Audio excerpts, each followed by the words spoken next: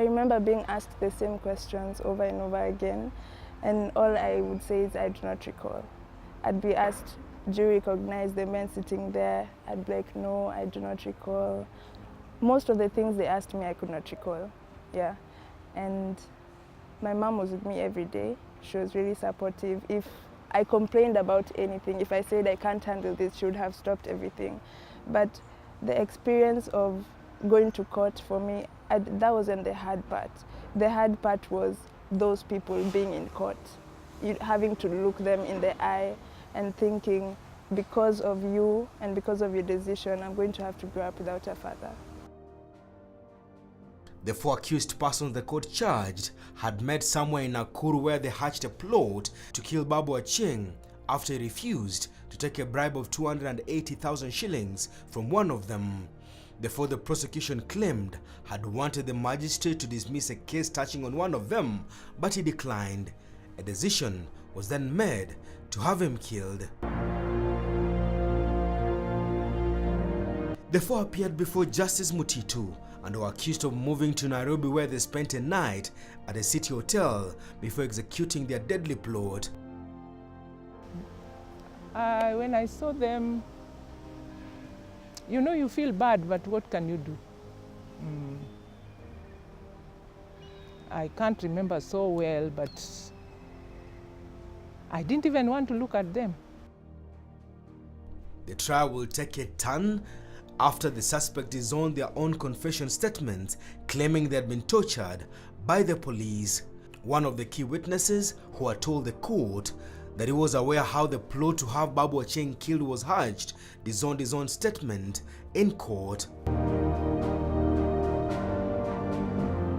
The trial will run into headwinds after the Justice Ringera purge of judiciary claimed the career of Justice Mutitu, who was presiding over the trial of the 4. In December 2003, the trial was declared a mistrial. The 4 accused suspects were charged afresh before Justice Kalpana Rawal. The prosecution lined up 15 witnesses, but from the onset, it appeared the trial was set to fail. After several years on trial, the court assessors returned a not guilty verdict, a verdict Justice Kalpana Rawal upheld. Perpetrators of the offense were not found, the true perpetrators, or they were found, but the investigations that were done were not good enough to justify conviction. So to that extent, I don't feel that we have or we received justice. Yeah. The system that he worked for 20 years eventually failed him because he was actually a criminal. He was a criminal magistrate. And that's what he did for the 20 years. But unfortunately, when he needed it the most, it didn't come through. Indeed, the prosecution carried out a shoddy job. Justice Kalpana Rawal wondered why the prosecution failed to produce in court a post-mortem report, one of the most key evidence in a murder trial. The court will have looked the other way if the defense had claimed that Babu Achieng had not been killed because the prosecution had failed to produce in court evidence indicating that indeed the judicial officer had indeed died of a gunshot injury. As far as the court was concerned, Babu Achieng had not died because there was no post-mortem report. Justice Kalpana Rawal told the prosecution it had relied on circumstantial evidence but failed to link any of the 4 suspects to the murder of the slain judicial officer. The judge blasted the police for conducting shoddy investigations, wondering why, despite recovering the slain chief magistrate's motor vehicle, they failed to have it dusted for fingerprints. In July 2004, almost 5 years since the brutal assassination of Babu Achieng, John Maina Kinyua, John Njoroge Njagi, and Dr. David Midhamo Nderitu was set free. The prosecution had failed to prove beyond reasonable doubt their case against the accused. The 4th accused person, Henry Ajega Josam, had since died while in prison. Neremy says the trial of the 4 accused persons years later had her convinced that her father was not coming home after all. For, I think, till I was 12, for around 7 years, I thought that I was in a dream. I thought I was dreaming. Like all the days that passed throughout those 7 years, I thought I was dreaming.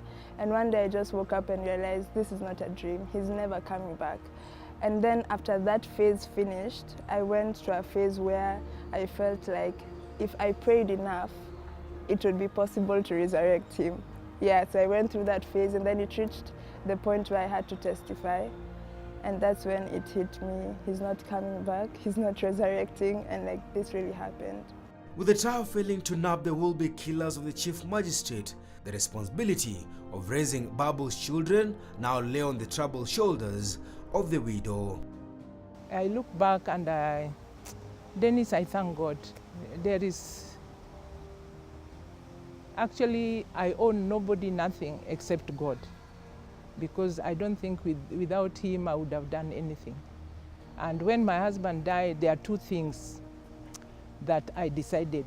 I made up my mind just to love God and to serve God more than I had done before, and also to educate my children. In me, I did not want any of them one day to say, if my father was there, I would have been so and so. I wanted them to, each person to get 1st degree.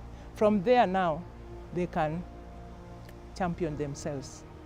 And Babu, now running a successful law firm, says things changed after the father was killed. He was such a nice father. I think what I would say is he was a very good example of what a father should be.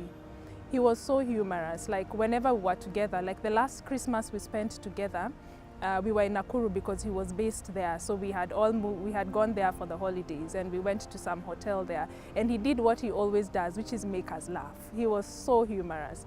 Then as usual, he would provide for us. You know, that's why when he died, my first thought was, what is going to happen to us? It is not clear why the police conducted short investigations in a murder trial involving a magistrate who had specialized in criminal law. Did the police look the other way and let Babu Achieng's killers walk away, or did they bring before the court people who had nothing to do with his killing? Now when I sit down, I have his pictures in my office, and I'm like, you can imagine having another lawyer in the family? That would have been so awesome. And he specialized in criminal law. I have never practiced criminal law. So I'm thinking by now he probably would have retired, because I think the retirement age was like 55 or something like that. And I would have loved to have him on as a consultant or something like that. So I miss the intellectual part of him. I miss not having somebody else to discuss the law with. And I mean, he was top of his class in campus in the UK. So I mean, I can only imagine how we would have interacted on issues law, but we also miss his presence, his solving of issues, his bringing people together. She never showed us until we got old enough to realize what she went through, you know. I've never seen my mom crying ever since, you know, my dad died. She never shed a tear. I could never see. So I found out that she sheds tears in her, you know, in her room when no one is, you know, seeing such things. But she became a warrior. She became a fighter, you know, being left with all these girls. And we were also so close to both of them, but more so my dad, that, you know, we also started developing relationships with my mom and became very close. But it took a lot, and I think most so what we can say as a family is it's taken God. I mean, without God, I don't know where I would be. For Neremy, now in our final year in campus, the image of our father lying on the ground in a pool of blood has taken time to go away. I miss the small things. Like, I see my friends, like when their parents call them and they actually have a contact on their phone written Daddy. I have never had that. The small things of a dad calling you to check up on him, or even having an issue with a boy somewhere and your dad being protective, they robbed me of an experience. They did. They really did. I miss everything about him. And what pains me the most is the fact that I was 5. I didn't get to know him that well. My sisters were older. I think one of my sisters was even about to join university, so they were older. I can't tell you how he laughed. I can't tell you how he talked. I know nothing. And it's been hard for me not to be bitter about it. It's been hard for me not to deal with the trauma in a bad way. It's not every 5-year-old who will watch their parent being assassinated in front of them. Not everyone has that experience. When I joined primary, I really struggled because I had nothing in common with anyone. No one could understand the type of trauma I was feeling or what I was feeling inside. And then at the same time, you don't want to bother your family because they are going through the same grief. You don't want to stress anyone further. So I really had to learn to be emotionally independent. If the slain chief magistrate will be alive today, the criminal lawyer turned magistrate will have been 68 years old. It has been 19 years now since Eliza Babu Achieng was gunned down in the presence of his 5-year-old daughter, Neremy Babu. His killers are still at large, and the motive of his killing still remains a mystery. Your favorite TV crime series, Casefiles, takes a break. From the entire team behind the production of this good program, we say thank you. This is the only show on Kenyan TV where crime and justice meet. My name is Dennis Onsarigo, and this has been Casefiles.